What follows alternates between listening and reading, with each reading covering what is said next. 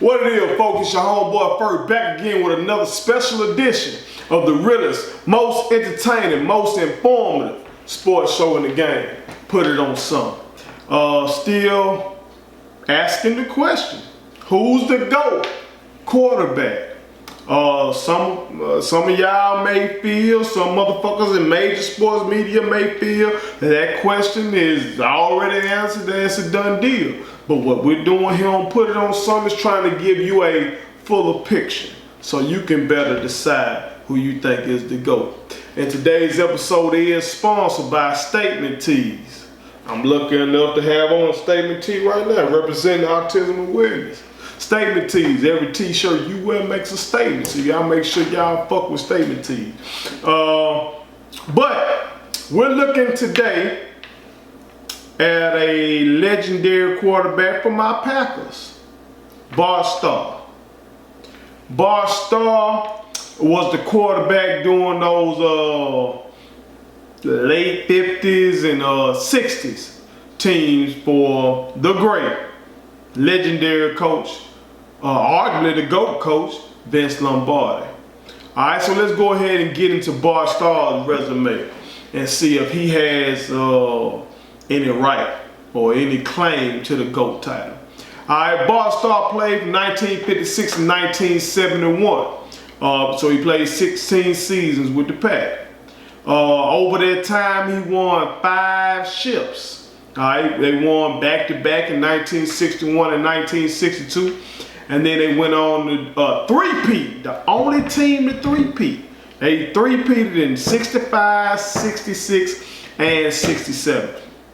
Now, you may wonder, well, why don't I hear about this guy when they're talking about these titles? Again, in modern football, usually when they're talking titles, they talking about Super Bowl rings. Alright, so you know Brady got 6 and then they'll bring up Montana with his 4 and stuff like that. But as the NFL just celebrated last year 100 years, so the NFL has been going on longer than the Super Bowl has. You feel me? So some of his championships weren't Super Bowls, but they were still NFL championships. Alright, Bart Starr actually made 6 championship game appearances. Alright, his playoff record was 9-1 because the Pack under him lost in that first time they try to win the title. But Bart Starr said Lombardi came in there after the game and told him that would never happen again. And it did. You know what I'm saying? If they had an opportunity to win the championship, if they made it to the playoffs, they were going to win that motherfucker. Alright, his playoff passing yards, 1,753 yards. Playoff passing yards per game, 175.3. Playoff touchdowns, he was 15 touchdowns to only 3 interceptions. That's pretty damn good. Playoff passer rating was 104.8. His regular season record was a stellar 94, 57, and 6. His regular season passing touchdown was 152, and when he retired, that was only 15. The Packers of that era under Lombardi was mainly a running team. They ran a goddamn legendary power sweep. So Bart Starr, even for his time, being ranked 15th in passing at his retirement, you know, that ain't all that. And he's now 88th. In terms of interceptions during the regular season, he threw 138, and at his retirement, that rank for that was 17th. He's now 72nd. Passing yards and rank when retired was 24,718, which was 8th at his retirement. He's now ranked 77th with that. If you break that down per game, there's 126 yards per game. Again, I told you they were a running team. In terms of running the ball himself, during his career, he ran for 1,308 yards and 15 touchdowns. His regular season passer rating was 80.5. And even though that the Packers were a running team and a defensive team, as I get into momentarily, Bart Starr did win an MVP in 1966. And he is a Hall of Famer. He went to the Hall of Fame in 1977. All right, so let's see what Bart Starr had with him. Let's see his supporting cast or You may argue that they were carrying his motherfucking ass. All right, let's look at the top defenses he had. All right, again, I'm looking at top 5. If you watch the other episodes, which I hope you have, when I chronicled Sammy Barr and Otto Graham and Johnny Unitas, you see that when they had fewer teams, like most of his career, they had only 12 to 15 teams. I'm not looking at who had top 10 defense or even top 10 rushing offenses. I'm just looking at like the top 5. So over his 16 seasons with the Packers had 10 top 5 defenses. Okay, and they were number 1 3 times. That's in 1962, 1965, and 1966. And in 66, they were the only team to give up less than 200 points. Lombardi was not bullshitting. They were going to play some defense and they're going to run that motherfucking ball. All right, let's look over here and, on the offensive side of things, see what they were doing toting that rock. See if he had some help with a running game. All right, out of his 16 seasons with the Pack, they had a top 5 rushing offense 7 times. Okay, and 3 of those years, they had the number 1 rushing offense. That was in 1960, 1962, and 1964. So he definitely had some support on that team. Of course, his coach is a Hall of Famer, the legendary Vince Lombardi. If you don't know about Vince Lombardi, you need to go on YouTube and watch Vince Lombardi, Football Life, or watch whatever you can find on Vince. I love what I see about Vince. I love his mentality that winning isn't everything, it's the only thing. That you strive to be a winner. In everything you strive to be a winner. Vince Lombardi couldn't really get on initially. You know what I'm saying? Like, it wasn't an easy walk for him. He started off in high school as a high school teaching and assistant coach. And his son said he focused most of his attention on teaching. That the same passion that he had for coaching football, he brought that shit to the classroom. And I related to that because that's how I was in the classroom. So it was great to see that, man. Then just him working his way up from being an assistant football coach to being a head football coach in high school. Shit, he was so good, they even said, fuck it, we'll let you coach basketball. He ended up winning a goddamn championship in that. You feel me? Like, I related to that. I ended up coaching track. I ain't know shit about track. Goddamn, when they say Vince Lombardi went and bought a book on basketball, and studied it, and that's how he won. Hell, I went and bought DVDs about track, studied it, and that's how we won district championship and took some guys down to the state track meet. So, and of course, y'all know what he did when he finally got a chance to coach with the big shit. You know what I'm saying? You know, he turned up because that mentality, that willing to work, being willing to work, striving for excellence, studying, you feel me? Really preparing himself. Bart Starr had a hell of a coach. You know, I know motherfuckers talk about Belichick, and I might be biased as a Packer fan, but this boy Lombardi, a bad motherfucker. It's a reason why that trophy is named after him. Let's look at some of Bart Starr's teammates though on the offensive side. All right, notable offensive teammates. He had Jim Taylor, who was in the Hall of Fame class of 1976, played fullback. Played with Starr from 1958 to 1966. And he himself was MVP and led the league in rushing in 1962. All right.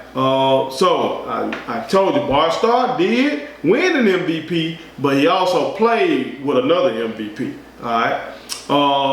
Jim Taylor rushed for 1,000 yards in 5 straight seasons.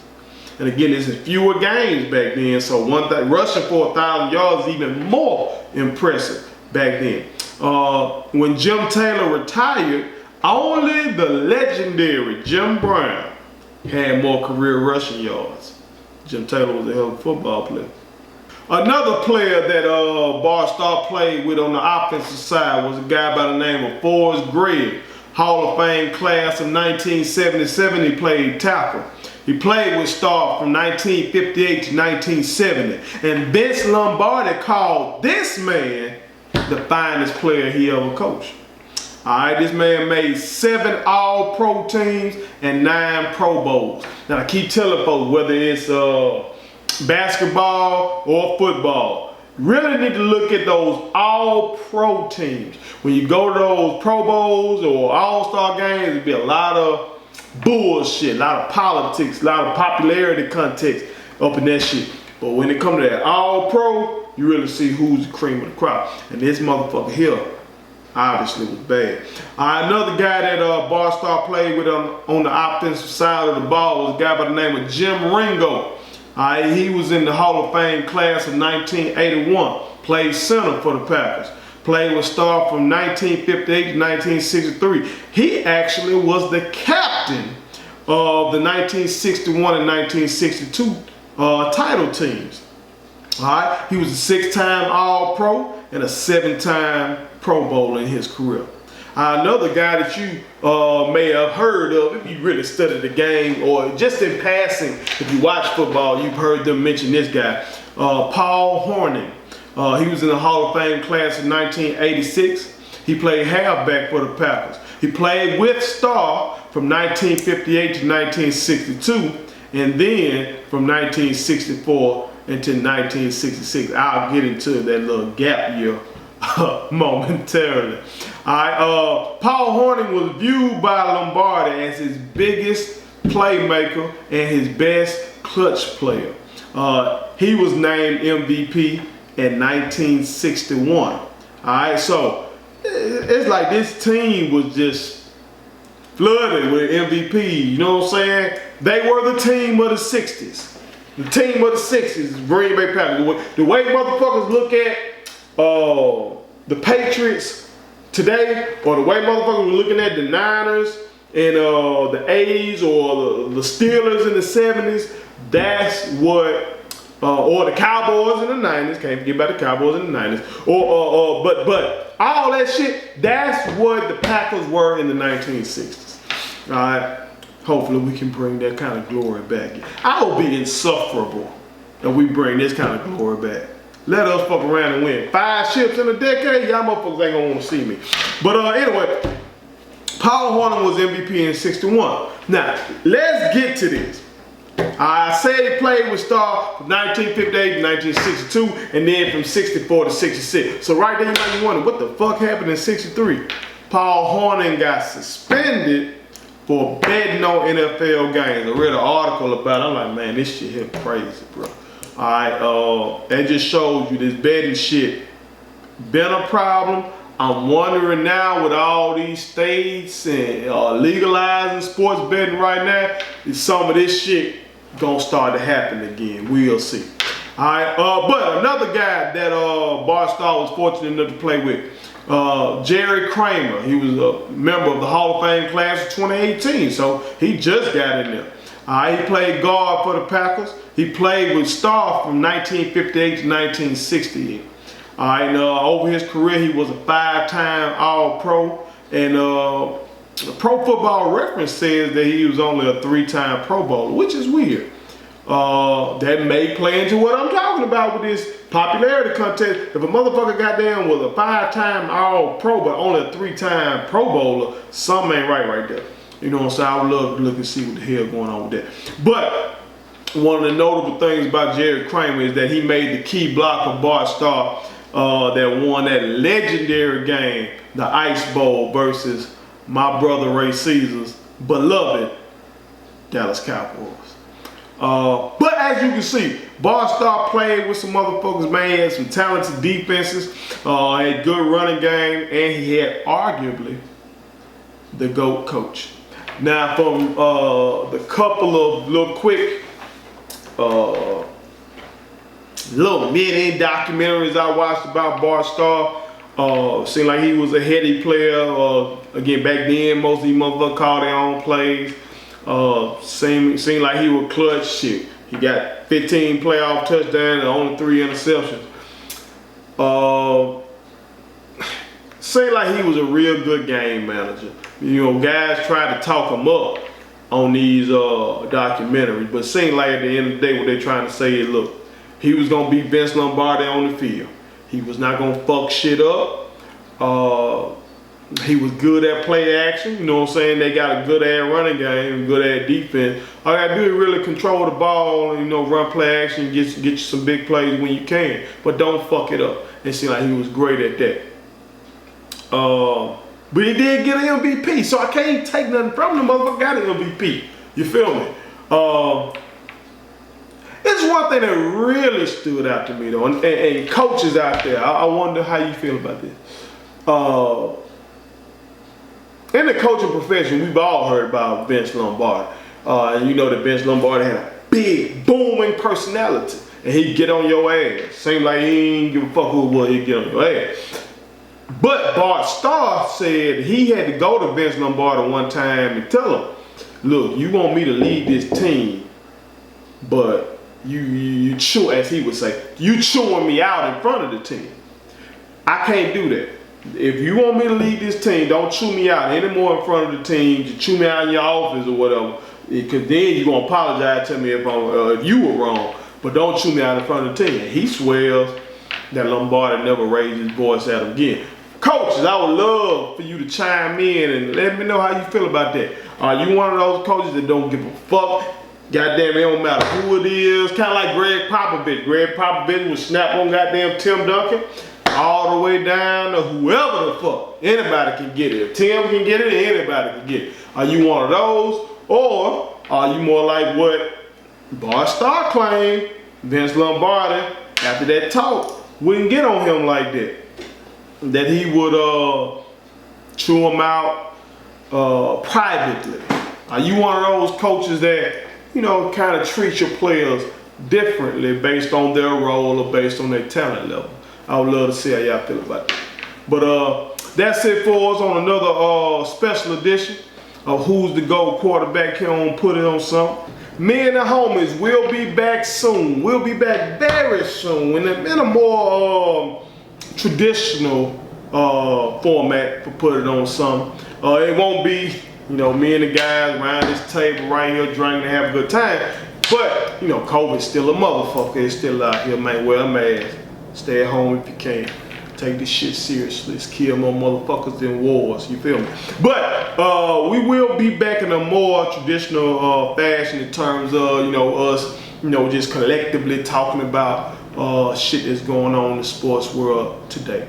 Alright, so that'll be coming back soon. But keep fucking with us. Still got plenty more quarterbacks to go. Still got more information to give y'all to help you decide who's truly the GOAT quarterback. Appreciate y'all fucking with me. One.